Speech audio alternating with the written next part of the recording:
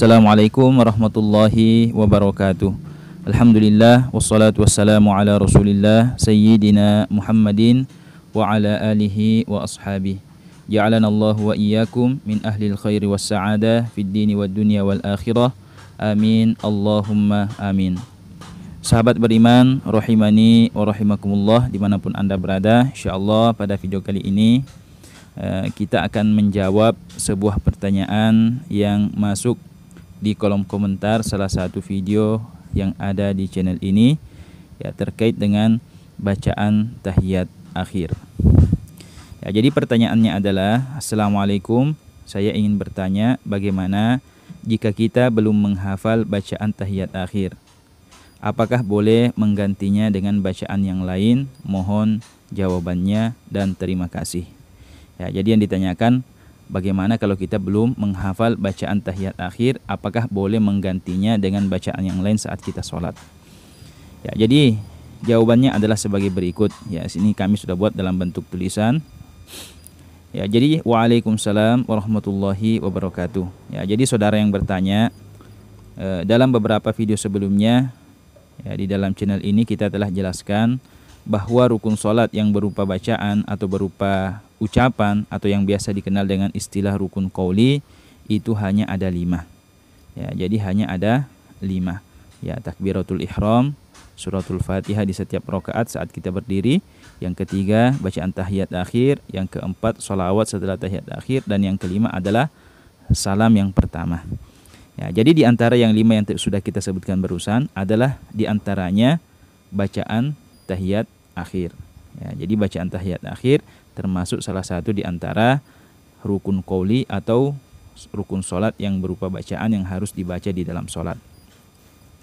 Nah, secara umum dikarenakan bacaan tahiyat akhir ini merupakan salah satu dari rukun sholat, maka orang yang tidak membaca bacaan tahiyat akhir ini dalam sholat, maka sholatnya tidak sah. Ya. Kenapa? Karena itu merupakan rukun. Nah, namun yang menjadi permasalahan adalah bagaimana dengan orang yang belum menghafal bacaan tahiyat akhir tersebut? Ya, misalnya orang yang baru masuk Islam atau yang biasa kita kenal dengan istilah mu'allaf, ya, atau orang yang baru tobat sementara umurnya sudah tua, ya, dan sulit untuk menghafalnya. Ya, seperti mu'allaf yang baru masuk Islam itu kan tidak mudah bagi mereka untuk menghafal bacaan yang bertuliskan Arab tersebut. Ya, termasuk juga orang yang Islam tapi tobatnya di usia sudah tua, baru mau belajar sholat, maka sulit baginya untuk menghafal bacaan tahiyat akhir tersebut.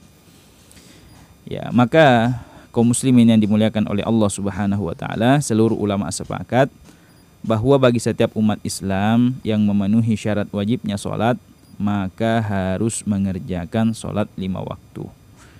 Ya, dalam kondisi apapun.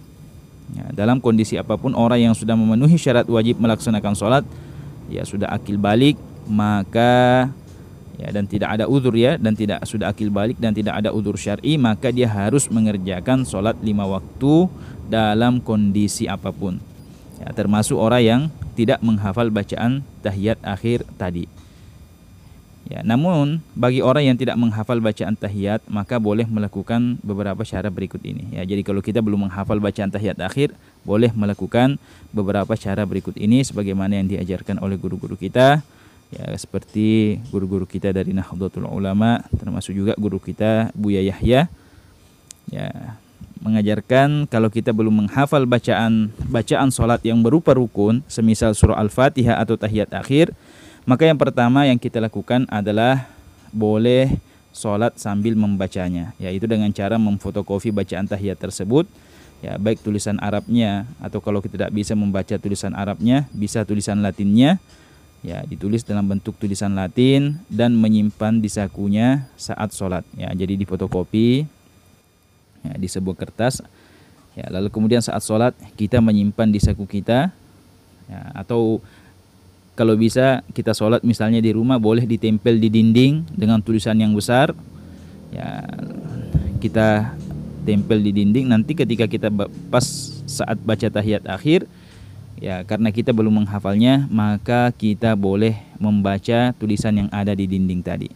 Ya, tentu sejajar dengan wajah kita saat kita duduk nanti, ya ditempel.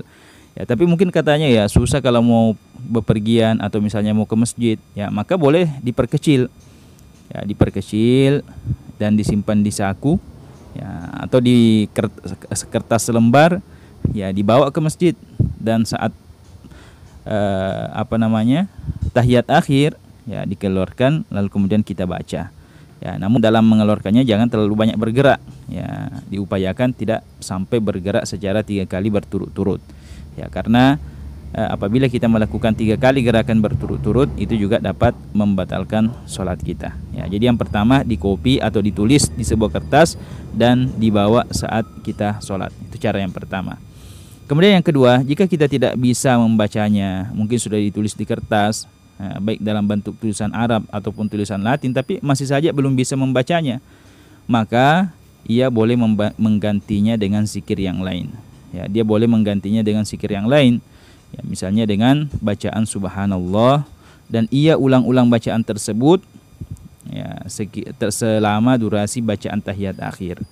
Ya, jadi dia mengulang subhanallah saat orang tahiyat akhir, orang membaca at-tahiyatul mubarakatuh dan seterusnya. Akan tetapi namun karena ia tidak menghafalnya, maka ia boleh menggantinya dengan zikir yang lain. Subhanallah, subhanallah, subhanallah. Dia ulang-ulang sampai selama durasi bacaan tahiyat akhir. Ya, seperti itu. Ya, jadi bagi orang yang memang betul-betul ya tidak mampu untuk membacanya. Ya, karena betul-betul ada orang yang kita temukan seperti itu. Ya, jangankan menghafalnya, membacanya saja tidak bisa. Ya, membacanya sudah dituliskan dalam bentuk tulisan Arab tidak bisa, dalam bentuk tulisan Latin juga tidak bisa. Maka orang yang seperti itu boleh menggantinya dengan bacaan yang lain, semisal ucapan subhanallah, subhanallah, atau la ilaha illallah, la ilaha illallah, atau bacaan Allah, Allah, Allah, Allah, diulang-ulang sampai selama durasi bacaan, seandainya orang membaca bacaan tahiyat akhir. Ya. Nah, kalau dia juga tidak bisa mengucapkan zikir seperti itu, tapi ini sudah kalau tidak bisa mengucapkan zikir itu sudah sangat keterlaluan ya. Ya, masa tulis lafaz Allah, Allah, Allah juga tidak bisa. Nah, maka seandainya ya, tapi saya kira tidak ada. Kalau juga tidak bisa membaca zikir yang lain, maka cukup ia diam saja saat sholat selama durasi bacaan tahiyat akhir, tanpa membaca bacaan apapun, kalau memang seandainya ya dia tidak mampu untuk membacanya. Ya, jadi demikianlah tata cara sholat bagi orang yang tidak mampu menghafal bacaan sholat yang merupakan rukun sholat. Ya, seperti bacaan tahiyat akhir tadi, ya, kalau dia tidak bisa menempuh langkah-langkah yang telah diajarkan, maka cukup dia diam saja saat sholat. Ya, ini betapa pentingnya sholat. Ya, dan ini perlu diyakini. Ya, jika bahwa sholatnya adalah sah jika memang ia termasuk orang yang betul-betul tidak mampu atau tidak bisa membaca bacaan sholat yang berupa rukun. Ya, jadi sholatnya sah jika memang dia orang yang betul-betul tidak mampu atau tidak bisa membaca bacaan sholat yang berupa rukun tadi. Ya, namun meski demikian, setiap umat Islam diwajibkan untuk terus belajar agar ibadah seperti ibadah sholatnya sempurna, terutama belajar bacaan sholat yang merupakan rukun sholat.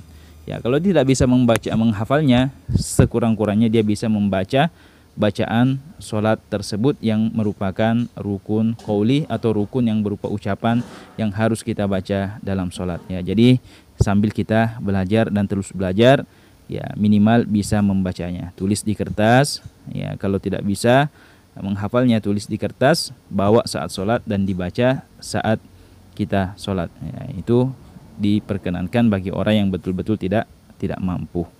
Tapi bagi orang yang mampu, maka dia wajib untuk membacanya. Ya, wajib untuk membaca 5 rukun sholat yang berupa bacaan. Ya, jadi yang wajib itu dibaca dalam sholat hanya ada 5.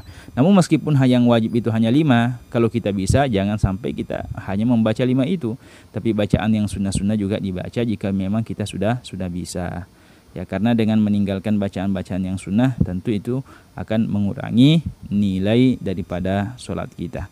Ya, jadi semoga bermanfaat dan semoga saudara yang bertanya mendengarkan jawaban ini. Lebih dan kurangnya kami mohon maaf. Sampai jumpa di video selanjutnya di channel Quran Online. Assalamualaikum warahmatullahi wabarakatuh.